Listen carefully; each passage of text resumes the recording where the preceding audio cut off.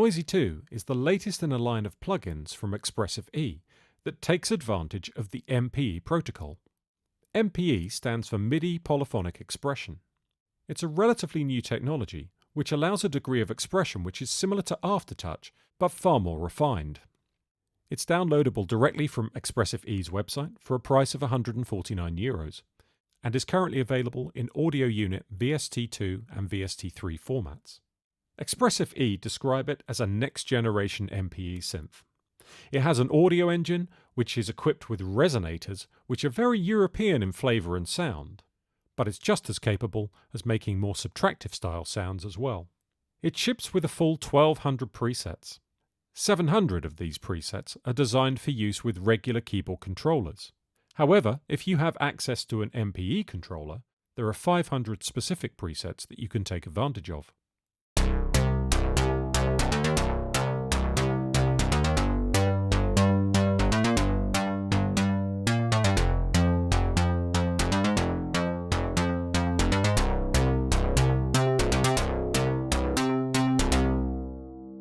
When you first open Noisy 2, you might notice that it looks quite different to normal subtractive synthesizers that you might be more used to. Certainly there are some elements that you might recognize, such as LFO at the top in the middle here. There's a mixer section and there's a filter section. But the first notable exception is that we don't have oscillators, at least in the conventional way. The reason for this is it's based around a system of resonators. We use the resonators to create our sonic palette. But the nice thing is that the sonic palette is incredibly diverse and much more diverse than you might find on a subtractive synthesizer. As you can see, there are 3 resonators along the bottom of the plugin. You can decide which flavour of resonator you would like by clicking on the resonator itself, and it will offer you a menu. We're going to start by looking at oscillator comb. Because it's a resonator and not an oscillator, it needs something to excite the sound. If I play a note on my keyboard now, you will notice that in the expression control area, the note is registered, but I'm not hearing any sound. The reason for this is because noise is the central component to activating and exciting the resonator. If I turn up the noise, we should get some sound.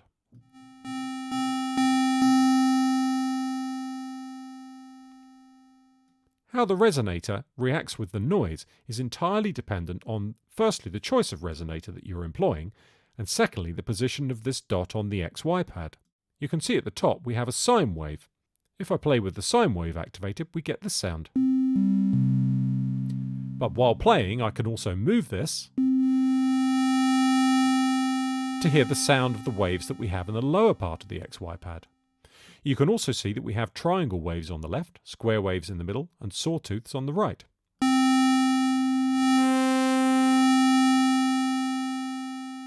This allows me to morph between waves seamlessly.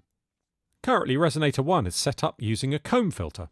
Consequently, if we turn up the settings for comb resonance and change our balance through this mix pot, we get some very radically different sounds.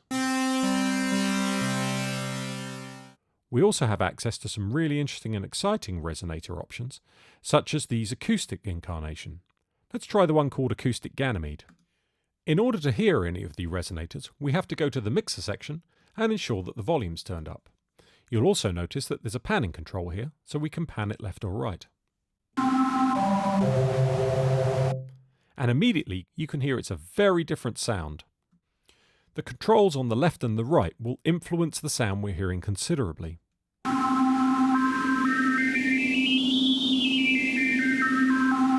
The modal shift control is picking out all the different harmonics contained within this particular sound.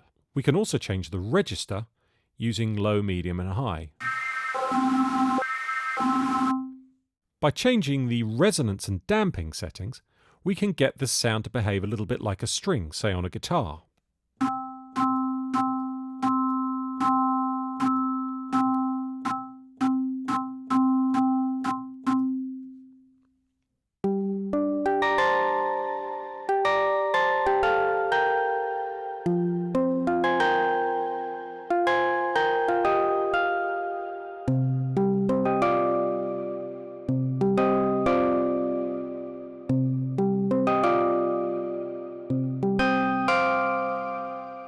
One of the enormous strengths of Noisy 2 is its capacity to operate in MPE mode. On the top right-hand side, you can see there is an MPE off-on button. If you press this, it activates the mode, and if you have an MPE-capable controller, it means that you can access further degree of control. We have a pad currently set up, which is one of the presets supplied with Noisy 2. If I play a basic chord with just 2 notes in it, you'll hear that I can control the different notes using an MPE controller.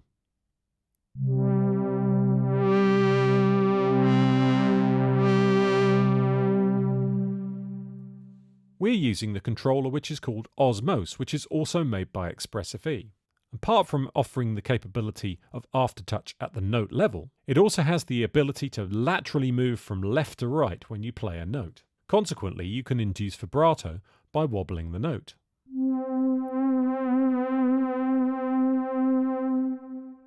Noisy 2 does require a fair degree of sonic exploration.